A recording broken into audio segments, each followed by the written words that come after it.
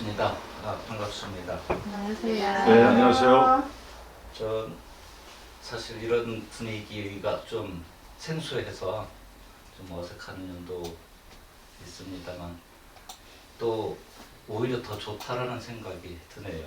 가족 같은 분위기고 그래서 딱딱하지 않게 편하게 생각하는 것들을 이야기하고 같이 공유할 수 있는 시간들이 될 것 같습니다.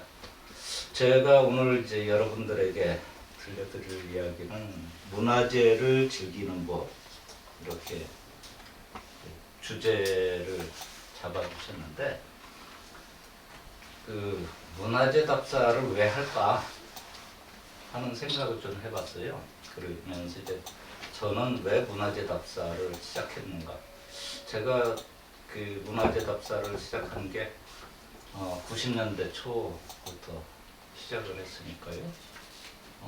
상당히 그 오래됐죠. 그때 이제 후에 뭐 우리 유홍준 교수의 그 문화유산 답사기도 나오고 하면서 상당히 그 당시대에는 이 문화재 답사라고 하는 부분들이 좀 막 확산되어져 가는 그런 분위기가 있었습니다. 저는 지금 현재 서울에서 우리 이현주 실장님처럼 여기는 실장님이시고 대표님이 우리 선생님이시죠. 네, 그래서 그 단체를 운영을 하고 있어요. 단체 이름이 사단법인 문화살림이라고 하는 단체이고 저희 단체는 99년도에 설립이 되어졌습니다. 그러니까 지금 한 22년, 3년 정도 운영을 해오고 있고 그 제가 처음 저희 지역에서 문화재 단체를 만들게 된 배경은 제가 송파에 사는데 이 송파라고 하는 도시가 신도시예요. 그러니까 이전까지만 해도 경기도 강주였다가 63년도에 서울로 편입되어지면서 강남구로 편입이 되어지고 그 다음에 강동구가 됐다가 88년도 그러니까 서울 올림픽이 열릴 때 그때 이제 그 송파구로 분구가 되어졌죠. 그런데 이제 이곳에 그 사람들이 많이 대거 살게 되어진 것은 70년대 후반에 아파트들이 이제 많이 지어지면서 사람들이 들어와서 살게 됐는데 저도 그 무렵에 이제 송파라고 하는 곳에 들어갔어요.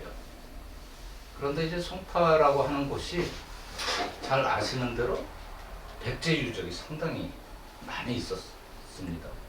그러니까 풍락도성, 몽천도성, 그리고 석천동 고분군, 방이동 고분군.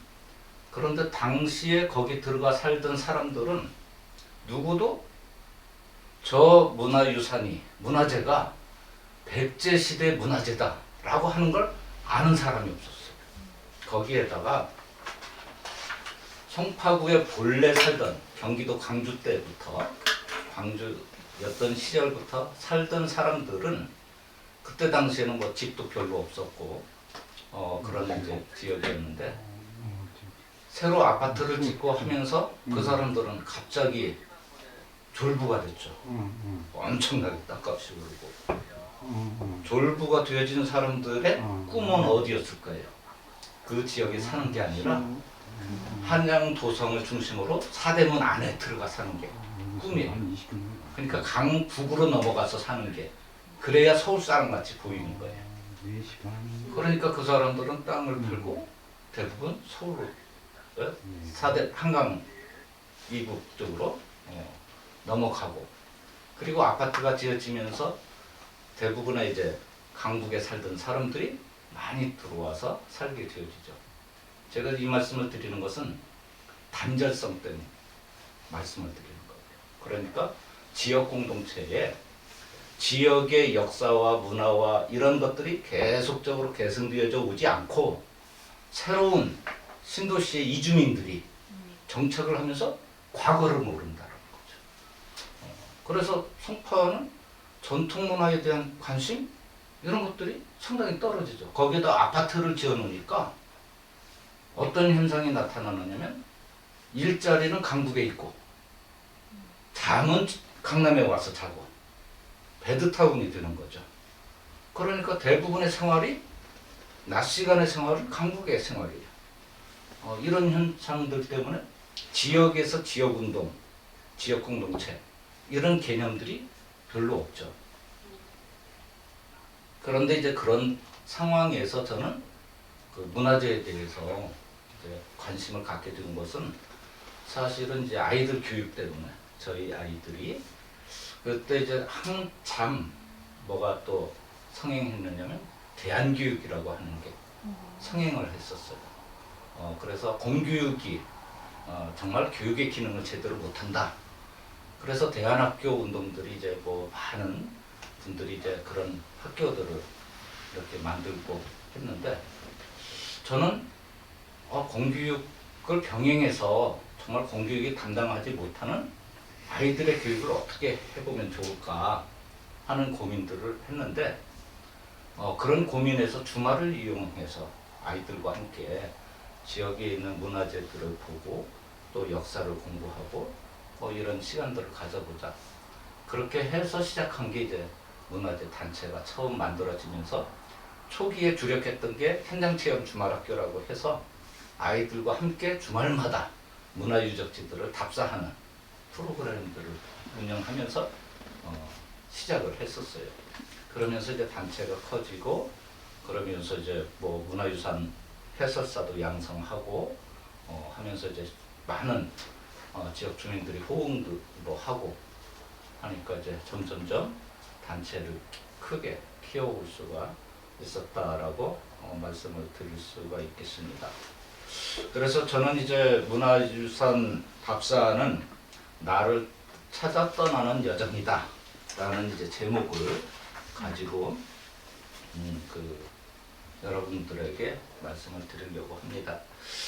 문화유산이라고 하는 게 이제 사실은 문화와 유산이라고 하는 두 가지 말의 복합어죠. 그래서 문화라고 하는 것은 뭐 그 사람이 그 살아오면서 만들어 놓은 여러 가지 소산물이라고 이야기를 할 수가 있는데 그런 소산물들이 상당히 이제 어떤 그 가치를 지니고 있는 것들 문화가 있는 것이고 유산은 선조가 남긴 물질적 정신적인 것이다. 그래서 이런 두 가지를 합쳐서 우리가 문화유산이라고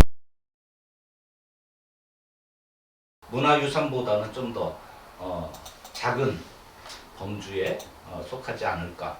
그러니까 문화유산 하면은 정신적인 부분까지도 좀 포괄해서 생각해 볼 수 있는 것 아닐까 그렇게 생각을 해봅니다. 뭐 이런 문화유산에 대해서는 이미 많은 분들이 강의를 하셨고 그래서 여러분들도 잘 아시리라 생각이 되어지고 저는 이제 문화유산 속에서는 특히 이제 어떤 역사성이라는 시간적 개념 또 지역성이라고 하는 공간적 개념 그리고 또 혈연성이라고 하는 그 민족적 개념 뭐 이런 것들이 좀 결합되어진 게 우리의 문화유산이다 라고 저는 나름대로 생각을 하고 있습니다.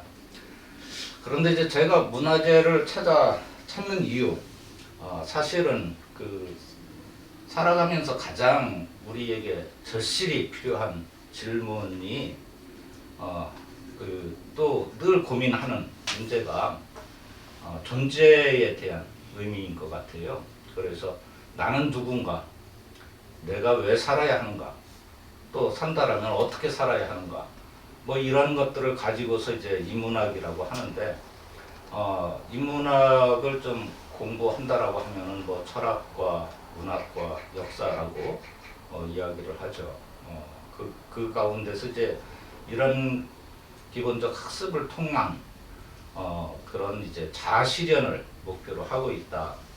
우리가 이제 일반적으로 산다라면은 누구나 다 꿈이 있고 또 사랑에 대한 또 자유, 주인의식, 뭐 자신의 어떤 존재감, 그리고 존중을 받아야 하고 인정을 받아야 하고 그래서 결국 궁극적인 목표는 행복이다 라고 하는데 뭐 이것은 이제 제 이야기가 아니라 아리스토텔레스가 이미 한 이야기예요. 그러니까 인간의 궁극적 목적은 행복이다라고 이야기를 하고 있고 누구나 다 행복해지려고 살고 있죠. 그런데 이제 이런 행복을 어떤 것들이 있어야 행복하느냐 하는 게 이제 앞에 제가 나열해 드렸던 그런 것들이 다 갖춰져야 그 어떤 행복에 이룰 수 있는 것 아닌가 하는 생각을 저 나름대로 해보게 됩니다. 그래서 이제 저는 그 참 우리 삶이 그 뭐 어떻게 보면은 역사적으로 보면은 참 이 우주의 작은 미물에 불과한데 이 우주라고 하는 것도 시간적 개념 속에 포함되어 있다라는 생각을 과학자들이 하고 있어요. 그래서 150억 년 전에 이미 뭐 빅뱅이라고 하는 그런 이제 대폭발을 통해서 우주가 탄생을 했고 지금 태양계를 중심으로 해서 우리 지구가 탄생한 것이 460억 년 전이고 그 가운데서 이제 인류의 출현이 약 500만 년 전에 출현을 했다. 그래 인류가 어떤 발자취를 남겼는가, 살아오면서 어떤 과정들을 겪었는가. 이제 우리가 역사적으로 보면은 뭐 도구를 만지기 시작하고 그로부터 이제 석기 시대가 돼서 구석기 시대, 신석기 시대, 그리고 이제 거기에서 또 청동기 시대를 거치고 철기 시대를 거치고 지금까지 와서 뭐 요즘은 뭐 컴퓨터 시대라고도 할 수가 있고 컴퓨터 IT 시대에서 요즘은 뭐 또 양자 역학 시대다 뭐 이런 이야기까지도 발전을 하고 있어요. 이런 이제 급속한 어떤 그 흐름을 볼 수가 있는데 그 인류의 역사 속에서 가장 좀 획기적인 사건이 그 구석기와 신석기의 구분이라고 저는 생각을 해요. 그러니까 자연만을 의존하던 그런 어떤 경제 활동, 수렵을 한다거나 채집을 한다거나 이런 경제 활동에서 생산 경제 체제로 돌아섰다. 이것은 인류에게 있어서는 아주 그 어떤 인류의 그 경제 개념을 바꿔놓는 하나의 틀이 됐다라고 생각을 합니다. 그래서 신석기 시대에 들어오면서 이제 생산경제 체제가 되어지니까 정착이라고 하는 부분도 나타나고 농경 사회가 만들어지고 그러면서 이제 거기에서 많은 인류가 살아가는 데 있어서 좀 필요한 뭐 토기를 만든다거나 뭐 이런 것들이 이제 나타나는 것 아닌가라고 이제 보고 있습니다. 그런데 이제 이런 인류의 역사 속에서 그 문명의 발상지 하면은 우리가 이제 4대 문명을 이야기하죠. 그래서 메소포타미아, 이집트, 황하 문명, 인더스 문명. 대부분 이런 문명들이 어디서부터 시작하느냐, 강으로부터 시작한다라고 하는 거예요. 그러니까 농경이 원만하게 이루어질 수 있는 그런 것들. 그래서 공통점이 있는데 그게 이제 기후가 온화하거나 또 그 관계 시설, 관계가 용이하고 토지가 비옥하고 이래서 농경이 이루어질 수 있는 그런 곳에서 문명이 이루어졌다. 인류 최초의 국가가 어딘지 혹시 아세요? 인류 최초의 국가가 이제 수메르라고 그래요. 메소포타미아 지역에서 수메르 국가가 만들어졌는데 저는 그 우리 이제 황하 문명이 뭐 지금으로부터 뭐 기원전 2000년경에 또는 1500년경이라고 이야기하는 학자도 있고 만들어졌다 하는데 사실은 요 근래 와서는 이제 그보다 더 먼저 황하라고 하는 그 강줄기에 나타난 문명보다도 요하라고 하는 그러니까 요동반도에서 랴오닝 반도에서 이제 흘러 들어가는 요하 문명이 이제 더 오래됐다라고 하는 학설도 나오고 그런 것들이 이제 또 같은 홍산 문화라고 이야기해가지고 이런 문명의 이제 시조가 바로 우리 그 한민족하고 밀접한 연관이 있다라고 하는 이야기들도 요즘 많이 나오고 있습니다. 그 홍산 문명의 특징이 뭐냐면 공통점이 있어야 되는데 거기에는 이제 주로 옥을 귀하게 여겼다 하는 것. 그 다음에 곰을 숭배하는 토테미즘이 있다. 그리고 이제 또 그 뭐 우리 동이족과 관련되어진 많은 이제 공통점들을 찾아볼 수가 있는데, 그래서 홍산 문화가 우리가 당군이 세운 고조선 문명과 일치하지 않나, 뭐 이런 이야기까지 하고 있습니다. 그 우리나라가 가장 그 먼저 세워진 시기가 언제죠? 지금까지 이제 역사적으로 이야기한다라면은 그게 몇 년도죠? 그러니까 기원전 2333년. 그러니까 지금 올해가 2021년이니까 그걸 더하면은 이제 당기가 나오게 되죠.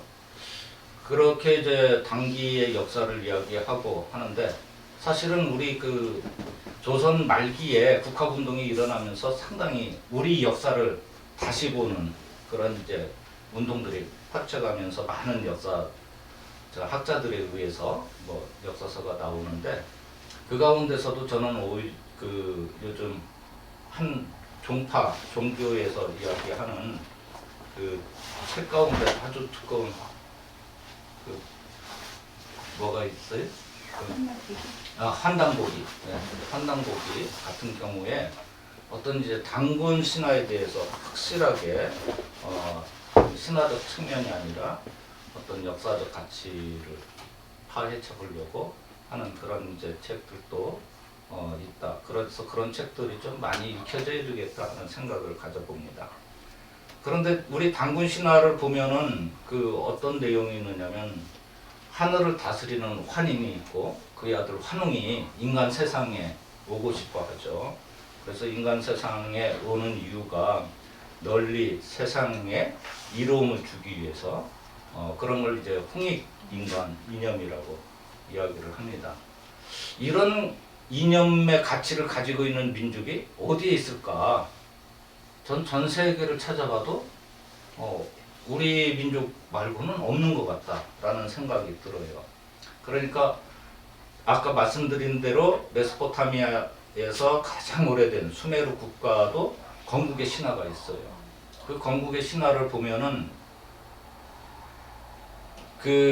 이 유럽 사람들이, 그러니까 메소포타미아 문명 이후로 뭐 그리스 문명, 로마 문명 이렇게 이제 쭉 진화해 가는데, 그런 이제 문명의 어떤 문화의 특징들 속에서 나타난 그 신화들을 보면은 그 신들은 인간이 존재하기 전에 이미 세상에 존재했어요.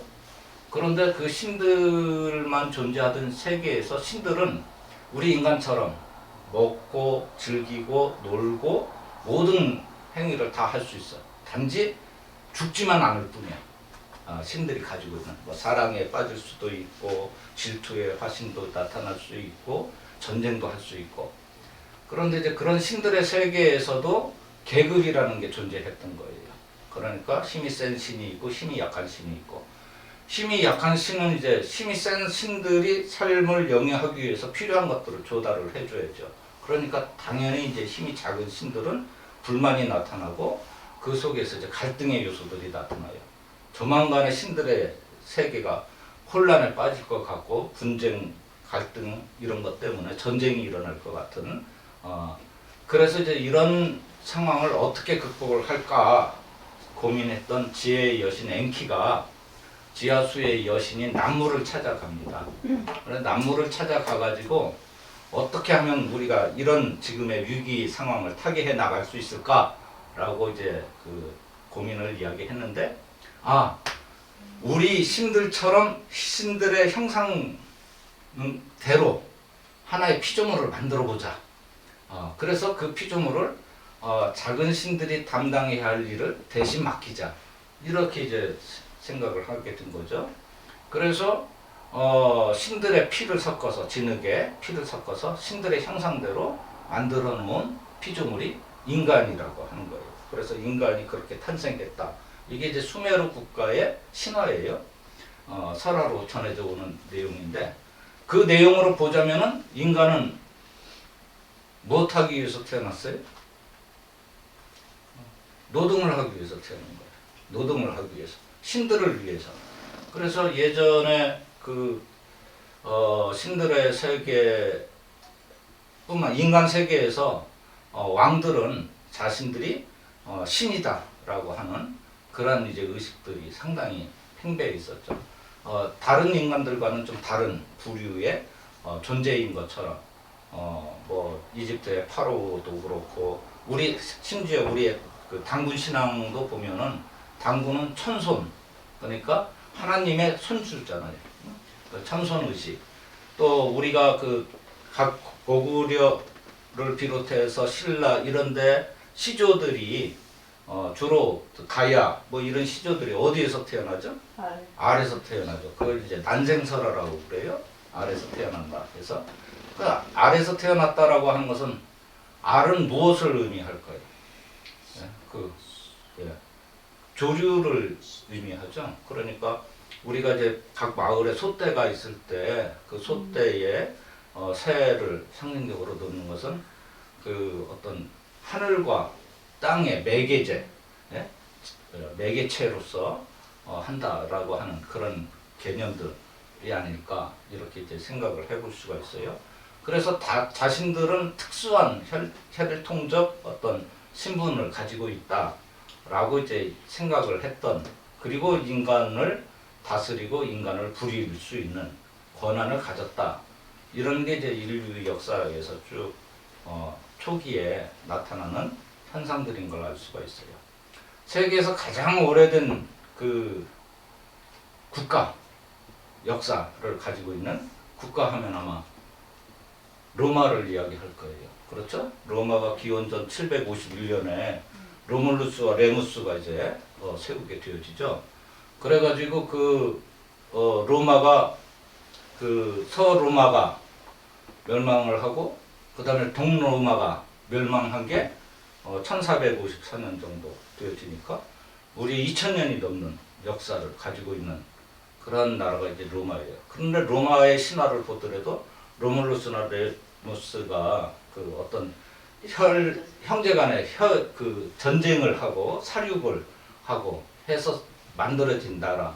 그러니까 각 민족의 신화나 설화들을 보면은 좀 잔혹하고 어떤 파괴적이고 그 파괴 속에서 새로움이 탄생되어지는 그런 이제 의미를 가지고 있다라고 하면은 참 우리 민족이 가지고 있는 이 홍익인간이라고 하는 절대적 가치는 대단한 것이다라고 우리가 생각할 수 있고 이것이 바로 이제 우리 문화유산에 배어 있다라고 저는 생각을 합니다.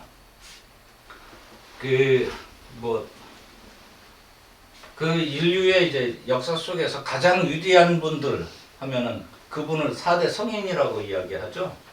그래서 이제 우리 여기 결성향교에서도 공자님을 모시고 계시고 공자를 비롯해서 석가모니나 예수나 또 소크라테스 이 부분들이 사셨던 시기가 거의 기원전 4세기, 5세기 그리고 이제 예수 같은 경우는 기원전 4년경 이렇게 이제 전후의 시기라고 볼 수가 있는데 왜 이분들을 성인이라고 굳이 이야기했을까?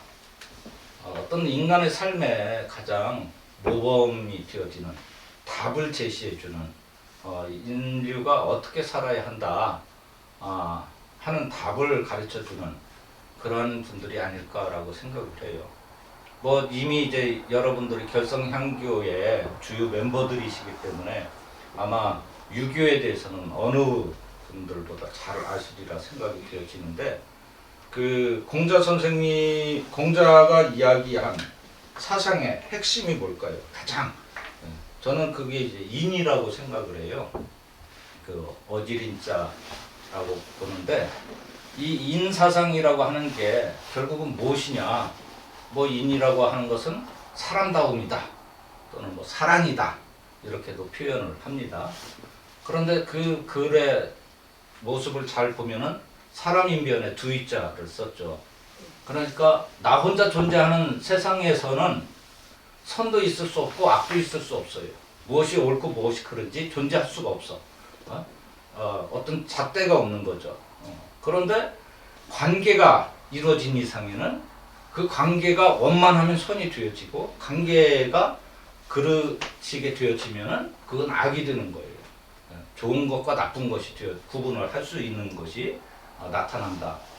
그래서 이런 관계가 이제 가장 중요한데 그런 관계를 어떻게 풀어야 할까라고 하는 부분을 저는 유교에서는 예로 풀었다라고 생각을 해요.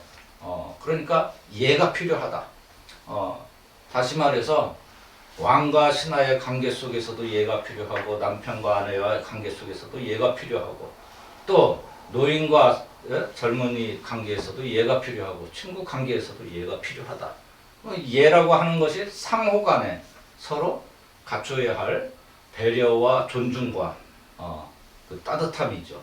이게 이제 예인데 그런데 이제 우리는 그동안에 조선 사회가 유교 문화 사회인데 조선 사회를 끌어왔던 유교 문화에서는 지배 질서를 강조하다 보니까 위에서 먼저 해야 할 예는 무시하고 아래가 해야 할 아랫사람이 해야 할 예만 강조하게 되어진 거죠. 그래서 효만 강조해요. 효보다 먼저 부모가 해야 할 제라고 하는 게 있는 것이고 또 신하 백성들이 충만 요구하는데 왕으로서의 어떤 그 왕도 정치를 펼쳐나갈 수 있는 덕성이 더 먼저 요구되어지는 것이죠. 이런 관계를 잘 만들어 가는 게 이제 그 예다. 그래서 이런 관계 속에서 가장 이상적 사회를 만들어 갈 수 있다. 이상적 관계의 어떤 공동체를 만들어 갈 수 있다. 이렇게 본 분이 공자가 아니었을까라고 생각을 합니다. 그 석가모니 같은 경우는 이 석가모니는 이제 고대 인도의 북부 지역의 카필라라고 하는 나라에서 태어나신 분이에요. 왕자로 태어났죠. 어머니가 마야 부인이죠. 네. 그런데 이제 이 어머니가 그 카필라국이나 북부 인도 지역의 풍습에 의하면은 그 출산을 할 때는 항상 처가에 가서 친정에 가서 출산을 하는 그런 관습이 있었던 모양입니다. 그래서 마야 부인이 잉태를 하고 출산을 하러 친정으로 가는 도중에 친정까지 도착을 못하고 중간에서 그 노상에서 이제 아이를 낳게 돼요. 거기가 이제 룸비니라고 하는 동산이죠. 룸비니에서 이제 아이를 낳는데 그 아이가 태어나자마자 벌떡 일어나더니 7발을 걸었대요. 그리고 하늘과 땅을 가리키면서 일성을 질렀는데 그걸 이제 불교에서는 환생계라고 이야기합니다. 뭐라고 했느냐 하면은 천상천하 유아도적 상계계고 아당한지 그렇게 이야기했어요. 그러니까 하늘 위에 하늘 아래 내가 가장 존귀한 자다.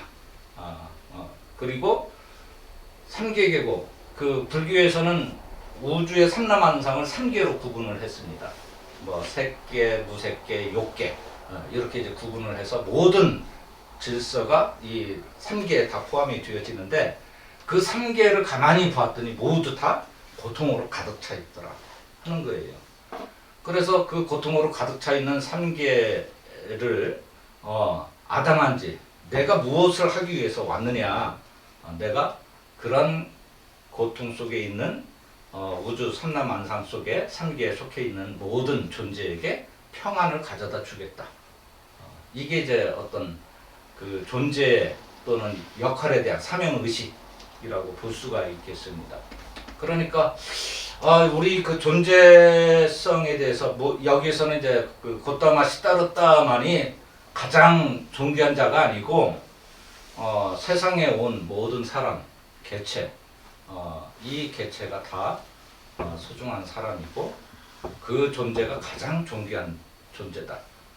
사실 내가 지금 이 세상에 존재하지 않는다라면은 지금에 일어나는 일들이 아무런 의미가 없죠. 지금의 북한의 문제, 또 미국의 문제, 경제적 문제, 일본과 한일 간의 문제, 여러 가지 문제들이 또 최근에 이제 대통령 내년에 선거가 있을 텐데 뭐 윤 씨와 이 씨가 어떤 사람들인지 아무런 상관이 없는데 내가 이 세상에 존재하고 대한민국에 존재하기 때문에 그거는 아주 밀접한 나와 연관성을 가지고 있어요. 그래서 이런 것들을 가지고서 내가 어떤 역할을 해야 하는 건데 사실 가장 중요한 것은 세상의 주인공은 나다. 주인의 의식, 주인의식 뭐 이런 것들이 필요하지 않나 하는 생각이 들어요. 그래서 이제 그 뭐 여러 가지 그 의식 속에서 저는 우리 그 선조들이 우리 그 어떤 살아오면서 그들의 정신적 가치를 우리가 좀 보고 가야 하지 않을까 하는 이제 생각 속에서 그런 이제 말씀을 인류가 가지고 있는 고민들 뭐 예수는 잘 아시는 대로 뭐 그 세상에 오신 이유가 모든 사람들의 죄를 대신해서 짊어지시기 위해서 오셨다라고 그래요. 네? 그래서 이제 십자가라고 하는 형벌의 틀을 스스로가 짊어지신 이유가 그 어떤 속죄 양으로 세상 사람들의 모든 죄를 내가 다 짊어져서 죄의식으로부터의 해방 이런 것들이 이제 필요하다. 뭐 이렇게 이제 보는 개념. 소크라테스 같은 경우는 가장 뭐 여러 가지 상황 속에서도 자신을 아는 게 가장 중요하다 하는 부분. 이런 것들이 이제 어떤 삶에 우리에게 가장 모범적 대한 해답을 보여주신 분들이기 때문에 우리가 성인이라고 이야기한다. 그런데 이제 그런 거창한 개념이 아니라 지금의 21세기에 지금 살고 있는 우리에게 있어서 인간이라고 하는 게 어떤 욕구의 단계들이 있는가. 여기에는 이제 그 메슬로우가 이야기한 욕구가 있어요. 가장 기본적으로 인간은 생리적 욕구가 있고 그 생리적 욕구가 넘어서면은 그 다음에는 이제 안전에 대한 욕구가 있다. 그 다음에 안전에 대한 욕구를 넘었으면은 애정과 소속의 욕구가 있다.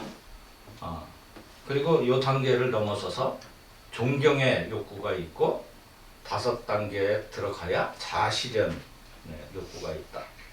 그 지금의 내가 어느 위치에 처해져 있는가 하는 부분도 상당히 중요해요. 그러니까 우리나라가 60년대까지만 하더라도 세계 절대 빈곤 국가로서 먹고 살기 힘들고 병들어도 병원에 갈 것 전혀 생각지도 못하고 살았던 그런 시절이라면은 생리적 욕구가 더 강한 시절이 되었을 거예요. 그런데 이제 그런 단계에서 벗어나게 되어지면은 이제는 좀 안전하게 평화스럽게 살고 싶다. 뭐 신체적으로나 정신적으로나 경제적으로나 좀 안전하게 살고 싶다 하는 욕구. 이게 우리 경제적 가치로 보자면은 한 80년대에 나타나는 그런 욕구가 아닐까. 그런데 이제 요 욕구가 넘어서면은 좀 인간이 가지고 있는 외로움, 소외감 이런 것으로부터 벗어나고 싶어서 어떤 관계성을 자꾸 맺어가려고 해요. 저도 얼마 전까지 작년까지 페북을 열심히 하면서 많은 친구들에게 글로서 위안을 많이 받고 뭐 이런 시절이 있었는데 어떤 애정 소속의 욕구가 필요하고 그 다음에는 이제 존중감 그러면서 자기 만족 이 자기 만족이라고 하는 부분이 필요하니까 요즘은 이제 뭐 우리 선생님도 계시지만 사진 찍으러도 다니고 뭐 글 쓰러도 다니고 그림도 그리고 하는 그러면서 이제 스스로의 어떤 그 존중 자신의 내적 존중감을 키워나가는 그런 단계가 아닌가. 그리고 이제 자아실현의 욕구가 되어지면은 내 능력과 내 재능이 최대치로 발현되어지는 그리고 자기가 완성되어지는 시기가 아닌가 이렇게 부분을 한다라고 합니다. 그 저는 이제 우리 민족이 가지고 있었던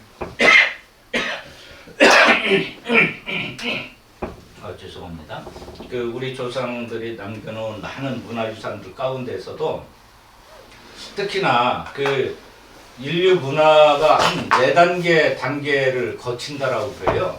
그러니까 처음에는 언어.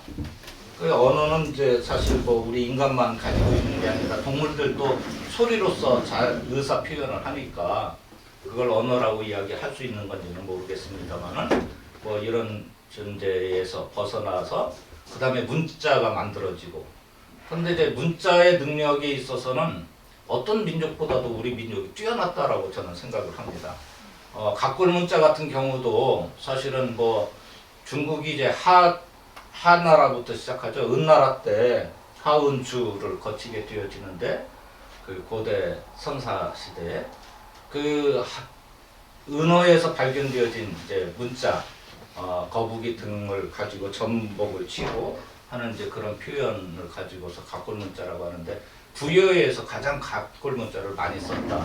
그리고 은어 문명도, 이 은나라의 문명도 사실은 동이족의 문명이다, 문화다, 뭐 이런 이야기까지 하고 있습니다. 거기에다가 이제 그 우리가 그 이두문자라고 해서 신라 시대 설총에 의해서 만들어진, 아이고 고맙습니다. 그런 이제 문자가 있었고요. 이건 이제 한자를 좀 표기하는 데 있어서 더 쉽게 할 수 있는. 그리고 이제 그 다음에 이제 우리 잘 아는 훈민정음, 이런 문자 능력이 있어서도 우리 조상들은 대단한 역할을 했다.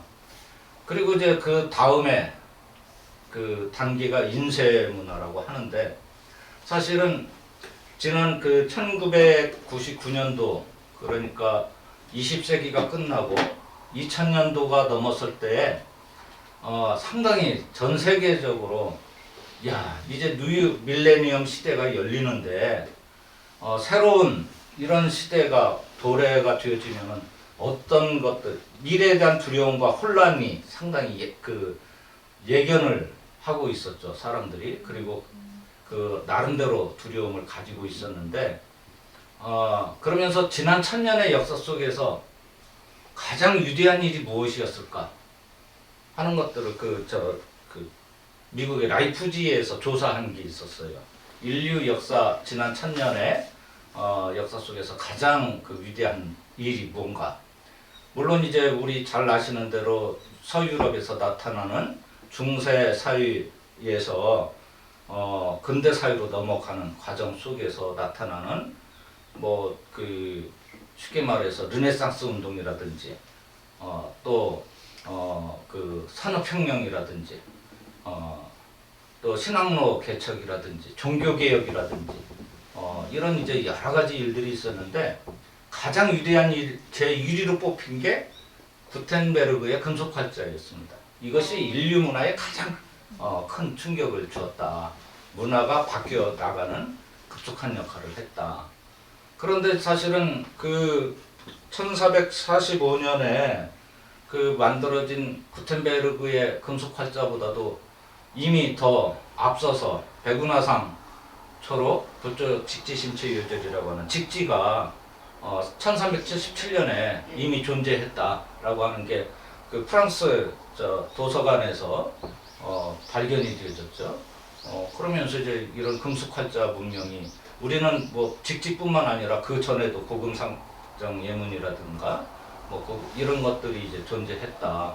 이런 것들에 대한 자부심을 가질 수가 있고, 세계에서 가장 오래된 인쇄물 하면은 그 석가탑에서 발견되어진, 그러니까 석가탑이 만들어진 게 김대성에 의해서 불국사가 만들어지고 석가탑이 만들어지는 게 그 751년이거든요. 거기 사리함에 넣었던 사리함에 보관되어졌던 무구정왕태 다란이경이라고 하는 인쇄물이 세계에서는 가장 오래된 인쇄물이다. 그러니까 인쇄에 있어서도 이제 상당한 우리 민족이 가지고 있었던 문화적 저력이 있다. 요즘은 이제 IT 시대라고 하는데 저는 이제 농담으로 늘 그래요. 그 IT, 그러니까 퍼스널 컴퓨터가 만들어지고 그러면서 인터넷 시대가 열리는데, 인터넷 시대가 열리면서 전 세계에서 가장 전 국토의 PC방화. 네? 어디 가나 PC방이 막 생겨요. 네. 그 지금도 아마 그 어떤 인터넷 속도에 있어서는 세계 어느 나라도 따라오지만 얼만큼 뛰어나죠. 뭐 호주나 미국 가보신 분들은 답답해서 못 살겠다 할 정도로 그런 이제 요즘은 이제 이런 인터넷도 예전에는 뭐 그 방통신이라고 해서 유선을 통해서 했지만 요즘은 이제 또 뭐 유성을 통해서 한다라고 하고 그걸 하기 위해서 요즘은 뭐 일론 머스크가 뭘 만들죠? 네? 네? 뭐 스페이스X 우주 가는 것도 만들지만은 지금 가장 히트치는 게 테슬라라고 하는 전기 자동차잖아요. 그걸 자율주행 차로 이제 만들기 위해서 뭐 최고의 기술들이 접목이 되어진다고 하는데 아마 그런 쪽에서 요즘 이제 4차 산업혁명이라고 하는 게 요즘의 화두가 아닐까 싶은 생각이 들어요. 그런데 이제 이런 4차 산업혁명에 있어서도 우리 기업이 의외로 상당히 그 강하다 하는 것을 알 수가 있어요.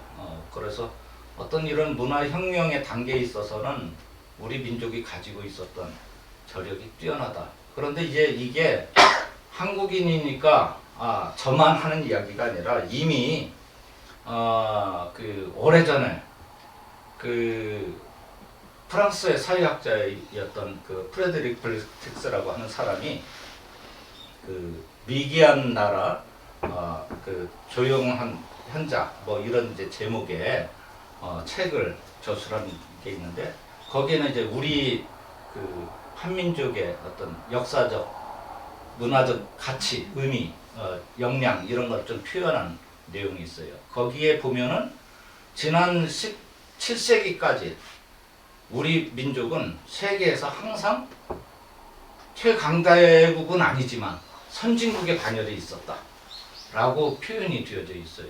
그러니까 세계에서 가장 최고의 문화, 문명을 꽃피웠던 나라들 하면은 뭐 여러분들이 대개 이제 우리가 서양 역사를 중심으로 배우면은 산업 우리 그 르네상스 이후로 신학로 개척하면서 식민지 정책을 펼쳤던 뭐 스페인, 포르투갈, 그 다음에 네덜란드, 그 다음에 이제 영국과 프랑스, 그리고 이제 세계 제국주의화 되어져가면서 신흥 공업국으로 부각한 독일, 미국, 러시아, 일본 뭐 이런 나라들만 이제 떠올리게 되는데 사실은 인류 문화에 있어서는 중국, 그 다음에 인도, 그 다음에 오스만, 뭐 이런 이제 상당히 선진화되어진 나라들, 놀라운 문화적 능력을 가진 나라들이 있었거든요.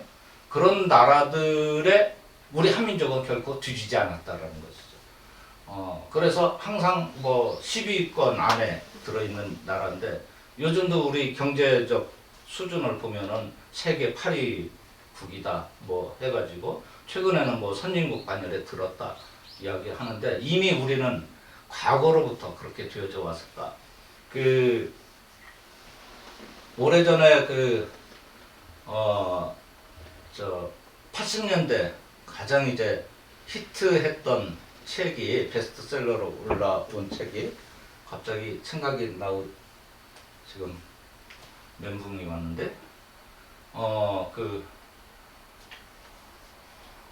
가나의 문화와 우리나라의 문화를 이제 비교해서 쓴 그런 이제 학자가 있었습니다. 그 학자가 그 두 나라를 비교했는데 60년대까지만 하더라도 이 가나도 그렇고 우리나라도 그렇고 경제 개인당 GDP 소득이 100불이 안 되는 시대였고 전 국민 60%가 1차 산업 농업에 매달려 있었고 문맹률이 뭐 40% 이상이 되어졌고 이게 이제 우리나라 60년대 상황이에요. 그런 상황인데 뭐 가나도 그랬다고 그래요. 아프리카에 있는. 그런데 이제 30년이 지난 후에 1990년도가 되어졌을 때 두 나라의 격차가 어마어마하게 벌어집니다. 그런 것들의 능력이 어디에서 기인하느냐? 이제 과거의 문화적 능력이라고 하는 거죠. 그러니까 저는 그것을 문화유산으로 봐요. 우리 조상들이 남겨놓은 문화적 역량, 뭐 교육을 중시하고 뭐 이런 거. 사실 여기 지금 결성향교가 교육기관이었잖아요. 조선시대. 조선을 건국한 건국의 주체들이 성리학적 사회를 만들기 위해서 가장 먼저 심혈을 기울였던 게 전국의 향교를 330개를 세워요. 그러니까 인구 500만도 안 되는 그런 나라가 330군데 군과 현의 단위의 향교를 국립학교를 세워가지고 거기에 운영을 국가가 다 지원을 하는 거죠. 이런 교육에 어마어마한 투자를 한 나라가 세상에 어디 있을까? 이런 것들을 보면은 이런 어떤 교육을 중시 여기는 문화가 조상들로부터 왔다. 이렇게 볼 수밖에 없죠. 그래서 이런 문화적 능력이 결국 지금의 우리의 문화유산을 만들어낸 것 아닌가 하는 생각을 해봅니다. 그래서 이제 세계에 대표적으로 우리가 자랑하는 문화유산 가운데 가장 오래된 문화유산 하면은 이제 유네스코 세계유산에 등재되어진 게 이제 청동기 시대의 대표적인 유산이었던 고인돌을 이야기할 수가 있어요. 그래 이 고인돌이라고 하는 것이 사실은 거성문화인데 이 거성문화의 발상지도 어딜까를 보면은 사실은 전 세계 어디나 고인돌과 같은 거성문화가 있는데 그런데 그런 거성문화 약 7만여 종 가운데서 3만 5천여 종이 우리 한반도와 그 우리 한민족이 살았던 만주 지방에 분포되어져 있다. 그러니까 고인돌 문화가 거의 그 고조선 문화하고 일치하는데 그런 이제 고인돌 문화라고 하는 것이 존재했고 그 다음에 이제 이런 고인돌뿐만 아니라 그 다음에는 삼국시대에 오면은 고분벽화라고 하는 또 아주 뛰어난 그 문화의 흐름을 보여주고 있죠. 그래서 어떤 그 예술 작품의 창작의 보고다. 제가 그 여러분들도 아마 가보셨으리라 생각되어집니다만은 저기 그 중국의 지반이라는 곳에 가면은 고구려의 수도죠. 지반 고구려가 이제 그 처음에 나라를 세웠던 곳은 환인이었고 환인에서 이제 지반 국내성으로 옮기게 되어지는데 거기에 이제 고분들에 가보면은 뭐 이렇게 이제 많은 그리고 평양의 중심을 이루고 있는 곳에 많은 이제 벽화들이 그려져 있는 모습들을 볼 수가 있는데 이런 것들이 세계인들에게 우리의 뛰어난 문화적 능력 유산이다라고 생각을 합니다. 그래서 이런 것들이 유네스코에 지금 세계유산으로 중국도 등재되었고 북한도 등재되어져 있는 상황입니다. 그다음 이제 그 우리가 빼놓을 수 없는 게 대한민국의 문화유산의 어떤 대표성을 갖는 게 사실은 이 석굴암이에요. 석굴암의 본존불과 석굴 사원의 구조 이거라고 볼 수가 있는데 그 석굴암의 그 예술성은 동양의 3대 미술품이라고 이야기합니다. 그래서 3대 미술품이 있는데 하나가 중국에 있는 운강석굴 그 다음에 이제 두 번 또 하나가 이제 우리나라의 석굴암 또 하나는 일본에 있는데 일본의 그 호류지라고 하는 범용사에 있었던 금당에 그려진 벽화 금당벽화라고 하는 것 여러분들 그 담징 고구려 담징이 그렸다라고 하는 금당벽화 이야기 들어보신 적 있죠? 네. 이게 이제 동양의 3대 미술품이라고 이야기하는데 우리 조상들이 남겨놓은 게 벌써 두 가지나 되어지죠. 이런 것들이 이제 바로 우리의 뛰어난 문화 예술 가치와 정신적 가치를 보여주는 그런 이제 문화유산이다. 저는 또 그 삼국시대 대표적인 문화유산 하면은 이 신라종을 이야기 안 할 수가 없어요. 그러니까 신라종의 대표성을 갖는 우리 그 경주 국립박물관에 가면은 에밀레종이라고 하는 성덕대왕 신종이 있죠. 그 소리가 얼마나 또 웅장하고 간절합니까? 종이 한번 떵 치면 떵 하고 끝나는 게 아니라 이 종이 울잖아요. 음의 파장이 생겨요. 그 파장이 사람의 심금을 울리는. 예?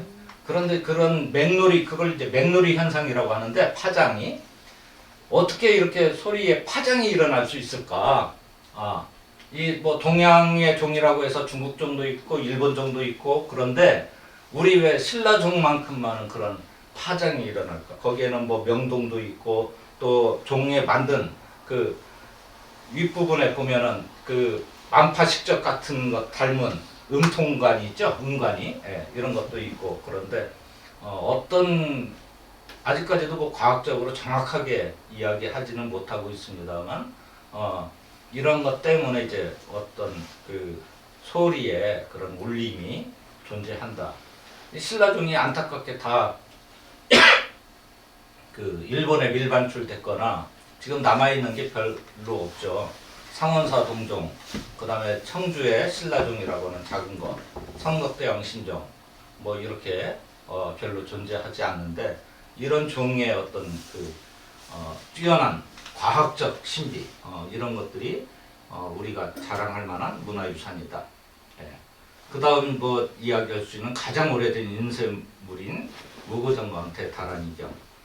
그 다음 이제 고려 시대로 오면은 무엇보다도 빼놓을 수 없는 게 이제 또 이 합천의 해인사에 있는 팔만대장경이라고 하는 거예요. 그래서 이 경판을 만드는 것조차도 어찌 보면 정말 기적에 가까운 역사였고, 아주 그 대단한 그런 어떤 출판 사업이라고 할까요? 정말 범국가적인 그런 사업을 어느 시절에 하느냐면 몽고와의 전쟁 시기에 해요. 네. 그런 전쟁 시기에 강화도에서 이런 팔만대장경을 만들었고, 또 이걸 보존하기 위해서 조선시대 최고의 그 과학적인 신비감을 주는 그 장판전이라고 하는 걸 만들어졌다. 그래서 과학의 원리에 의해서 만들어졌다. 이런 것들이 이제 상당히 우리의 문화적 수준을 보여주는 것이다. 또 빼놓을 수 없는 게 이제 고려 청작. 예. 뭐 도자기 하면은 대부분 중국 도자기, 일본 도자기. 서양인들이 기억하는 건 그거밖에 없어요. 그리고 그 다음에 이제 독일과 뭐 그 프랑스와 영국의 도자기들, 네덜란드의 도자기들, 이런 도자기들인데, 사실은 그 전에 범세계적으로 가장 최고의 그 브랜드가 고려 청자였다 하는 것이죠. 신비한 기색에 거기에 상감이라고 하는 기법을 사용해서 만들어진 이런 이제 도자기 기술은 전 세계인들이 보고 놀라는 그런 이제 기술이라고 볼 수가 있겠습니다. 그 다음 이제 우리가 잘 그 생각을 못 하고 있는 게 이제 고려의 불화예요. 이 고려의 불화가 정말 뛰어난, 뭐 우리가 그림 하면은 대표적으로 떠오르는 사람이 그 모나리자를 그린 누굽니까?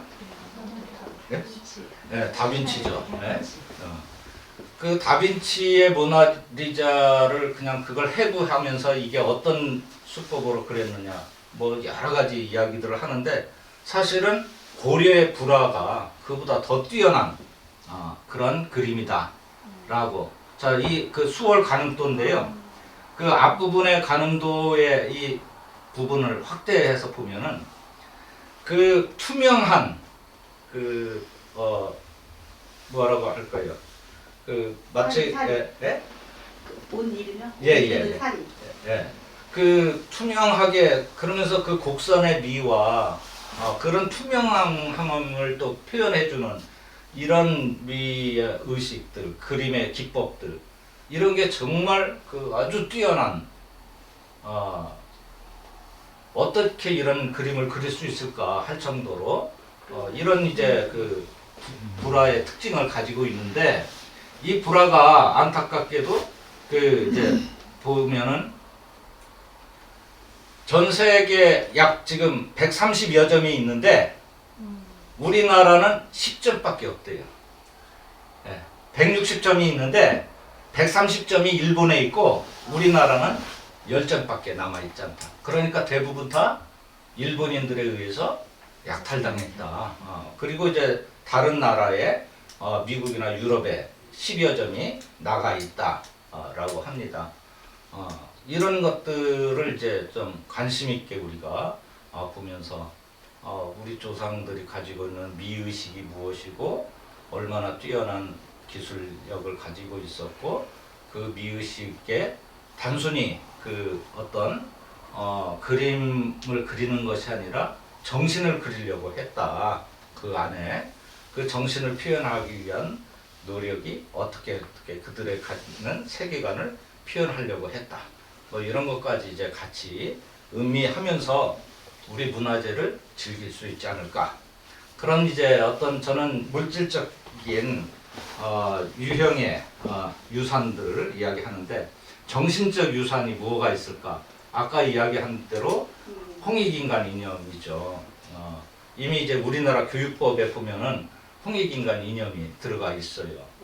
그래서 인류가 표현할 수 있는 최고의 가치가 홍익인간의 이념이 아닌가라고 생각이 되어지고 이것이 이제 우리 민족의 자라면서 항상 우리가 갖고 있는 우리의 의식에 바탕이 이루어지고 있다. 그다음 우리 그 백제 문화의 특징 하면은 그 거미불로 화이부치라는 말 많이 들어보셨죠? 네. 예? 검소하지만 누추하지 않고 화려하지만 사치스럽지 않다. 이런 것이 이제 우리의 그 표현의 가장 최고의 가치라고 보는 거죠. 그러니까 중국처럼 가장 웅장해야 하고 가장 커야 하고 뭐 그냥 화려해야 하고 이런 것이 아니라 우리는 최고의 어떤 그 절제 속에서 보여주는 미 이런 것들을 이제 우리가 가지고 있는 우리의 의식이다라고 생각해 볼 수가 있습니다. 그 다음에 이제 조선시대에 와서는 그 어떤 수기치인이라고 하는 선비 사상이 또 하나의 그 근본을 우리 바탕에 깔려 있지 않는가. 그래서 논어에 보면은 수기이경 수기이안이니요 수기이안 백성이다. 우리를 갈고 닦는 이유는 그 나를 갈고 닦음으로써 공경하고 사람을 편안하게 하고 또 백성을 편안하게 하는 것. 나를 갈고 닦고 공부하는 이유가 다른 사람들에게 이로움을 주기 위함이다 하는 이타적 어떤 의식을 심어주는 그런 문화가 아닌가라고 생각을 합니다. 그래서 사실은 결성향교에서도 이제 많은 아카데미가 있고 공부가 있지만은 이것들이 세상을 아름답게 만드는 일들로 변화가 되어질 수 있도록 하는 그런 기본적 소양을 가지고 닦는 것이다라고 저는 생각을 합니다. 그 문화재는 이미 여러분들이 잘 이제 아실 텐데 뭐 지정문화재가 있고 비지정문화재가 있고 그런데 이제 우리 그 문화재가 약 14,000여 점이 있다라고 해요. 그런데 이 문화재를 뭐 국가가 관리하고 또 이런 것들을 그 잘 보호하고 하는 일을 해야 하는데 국가의 예산만으로는 또 인력만으로는 감당할 수가 없기 때문에 사실은 이런 문화유산의 주인인 일반 국민들이 참여해야 한다. 그래서 이제 문화재 지킴이 운동도 생겨나기 시작했고 또 그 문화재 지킴이 운동뿐만 아니라 문화유산을 잘 보존하기 위해서는 활용이라고 하는 부분. 그래서 모든 국민들이 향유할 수 있는 가치를 향유할 수 있는 것이 되어져야 한다. 그런데 이 결성향교에서 와서 보니까 그 문화유산 활용의 답이 바로 이곳 결성향교에 있다라고 저는 생각이 들었어요. 그래서 아까 사담 나눌 때 이거 그 논문을 하나 결성향교의 사례를 가지고 논문을 써도 되겠다 하는 말씀을 드렸는데 바로 이제 문화재를 아끼고 사랑하는 사람들이 이곳에서 직접 스스로가 주인이 돼서 보존하고 가치를 확산하는 활용의 사업들을 펼쳐나간다라면은 가장 이상적인 활동이 되겠다라고 생각을 해봅니다. 저는 그 지금까지 이제 뭐 우리 문화유산에 대한 이야기를 쭉 그 이야기하고 정신적 가치에 대한 이야기를 했는데 그 예전에 그 노벨 문학상을 받았던 펄벅이라고 하는 분이 1960년대 그 한국을 방문했다라고 그래요. 그런데 이제 그때 이 펄벅이 한국을 방문하면서 한 시골에서 농부가 소달구지를 끌고 가는 모습을 봤는데 그 달구지에 가벼운 집단이 조금 실려 있고 농부가 자기 지게에 많은 집단을 또 따로 지고 그리고 이제 걸어가더라는 거예요. 달구지를 끌면서. 그래서 아니 소달구지에 짐을 싣고 가지 왜 그렇게 힘들게 지게에 또 메고 그리고 갑니까? 그러니까 그 농부가 하는 말이 어떻게 그럴 수 있느냐. 아 저도 일을 했지만 소도 하루 종일 힘들게 일했기 때문에 짐도 나누어서 지고 가야 한다. 어떻게 보면은 참 어리석은 행동으로 보일지 몰라도 이것이 한국인이 가지고 있는 심성이다라는 거예요. 그러니까 비록 말 못한 짐승이라고 할지라도 그것을 지극히 사랑하고 또 마음으로 존귀하게 여긴 그러한 이제 어떤 농부의 마음의 배려심 이런 것들이 한국 민족이 가지고 있는 한국인들이 가지고 있는 정서다. 아마 그 여러분들 어렸을 때 그 정말 가난한 시절에 아침 저녁이면 꼭 그 시간을 맞춰서 거린들이 방문한 것 기억하시는지 모르겠어요.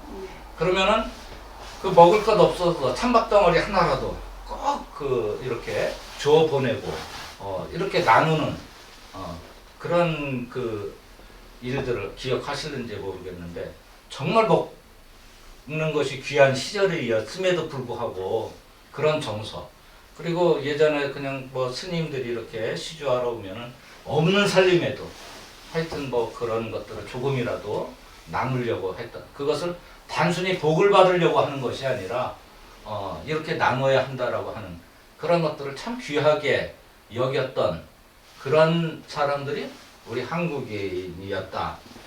참 그 안타깝게 1910년 이후로 일제 강점기를 거치면서 모든 것들이 말살되어지고 그런 정신적 가치들이 그리고 스스로가 비하하는 그런 잘못된 교육을 계속 시켜서 조선인들은 뭐 게으르고 싸움 잘하고 뭐 이런 안 좋은 것들만 훈련이 되어져 왔었는데 사실은 우리 정서에는 이런 훌륭한 문화적 소양, 능력을 갖추고 있다. 이것은 우리 문화유산이 우리 조상들이 우리들에게 준 하나의 DNA다라고 보고 바로 그런 DNA를 찾아서 떠나는 여행이 문화유산 여행이다라고 저는 생각을 합니다.